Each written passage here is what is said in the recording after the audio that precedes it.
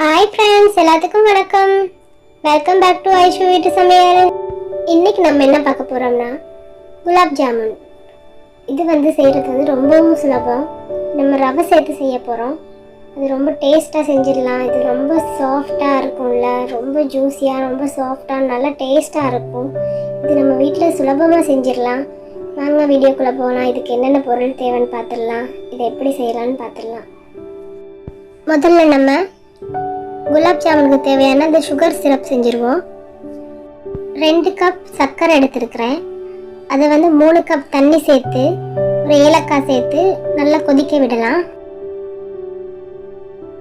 எலுமிச்சை சாறு 1 டீஸ்பூன், அப்போ தான் அது கட்டி ஆகாது. சிரப் நம்ம இறக்கி வச்சதுக்கப்புறம் ஆறுனதுக்கப்புறம் கட்டியாக பார்க்கும். அதை எலுமிச்சை சாறு சேர்த்துட்டோம்னா நம்ம கட்டி ஆகாது. சர்க்கரை பாகு இந்த மாதிரி சிங்கிள் கம்பி பதம்னு சொல்லுவாங்க. இந்த மாதிரி இந்த பதத்தில் வரணும். நான் செஞ்சு காட்டுறேன் பாருங்கள். அதே மாதிரி இழுத்த உடனே சின்னதாக ஒரு கம்பி மாதிரி வரணும். அப்படி வந்துச்சுன்னா பாகு தயார்.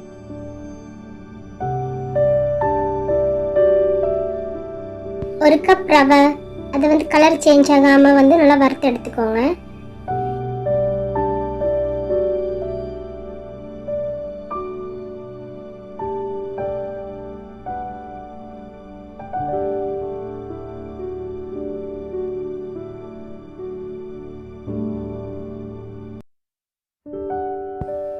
வறுத்த ரவையில் 1 டீஸ்பூன் மாதிரி நெய் சேர்த்துக்கோங்க. நெய் சேர்த்து அதை நல்லா மிக்ஸ் பண்ணுங்கள். எல்லாம் ரவையிலேயே எல்லா இடமும் படுற மாதிரி மிக்ஸ் பண்ணிக்கோங்க.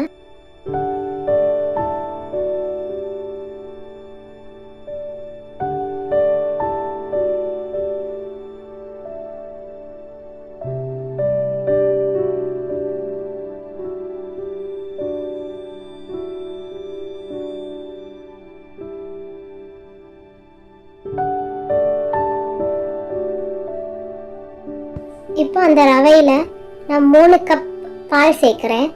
3 கப் சேர்க்கணும்னு அவசியம் இல்லை. 2 கப் பாலும் 1 கப் தண்ணியும் சேர்த்தா கூட பரவாயில்ல தான். நான் இங்கே 3 கப் பாலே தான் சேர்க்குறேன். நீங்கள் பால் இல்லைனா 2 கப் பாலும் 1 கப் தண்ணியும் சேர்த்துக்கோங்க.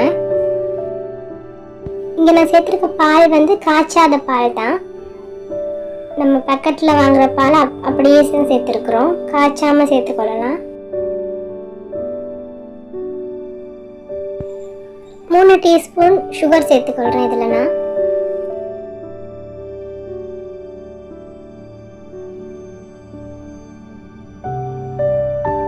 குறைவான தீயில வச்சு கட்டி இல்லாமல் கிளறிக்கோங்க. பால் நல்லா வத்தி வரணும். ஒரு பிஞ்ச் அளவுக்கு உப்பு சேர்த்துக்கோங்க. உப்பு சேர்த்துக்கிட்டா இன்னும் கொஞ்சம் டேஸ்ட் அதிகரிக்கும்.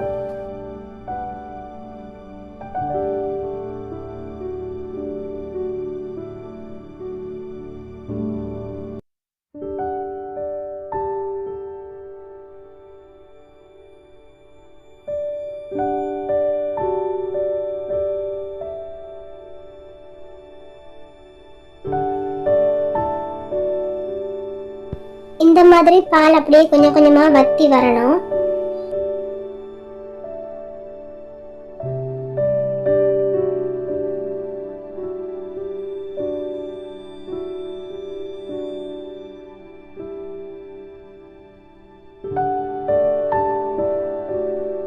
இந்த மாதிரி வந்த உடனே ஸ்டவ் ஆஃப் பண்ணிட்டு ஒரு 3 நிமிஷம் மூடி போட்டு மூடி விட்டுருங்க.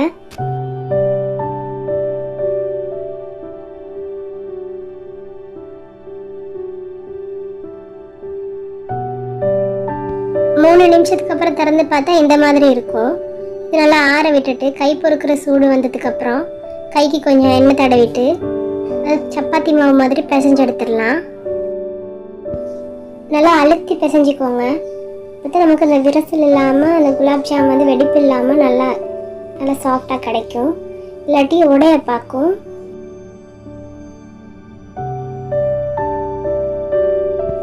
கைக்கு கொஞ்சம் எண்ணெய் தடவிக்கோங்க. இப்போ நம்ம சின்ன சின்ன உருண்டையாக பிடிச்சிக்கொள்வோம். நமக்கு தேவையான அளவுக்கு ஒரு கணக்கான சைஸாக, ரொம்பவும் பெருசாக வேணாம், கணக்கான சின்ன சின்ன உருண்டையாக பிடிச்சிக்கோங்க.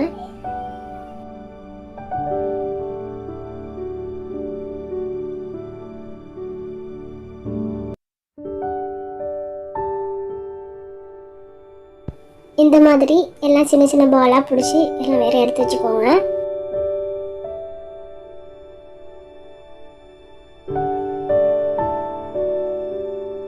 இந்த மாதிரி சின்ன சின்ன உருண்டையாக பிடிச்சிக்கோங்க. ஏன்னா நம்ம வந்து இப்போ ஃப்ரை பண்ணிவிட்டு அது சுகர் சிரப்பில் சேர்க்க போக்கில் இன்னும் வந்து பெருசாகும். அதெல்லாம் வந்து சின்ன சின்ன உருண்டையாக இருந்தால் போதும்.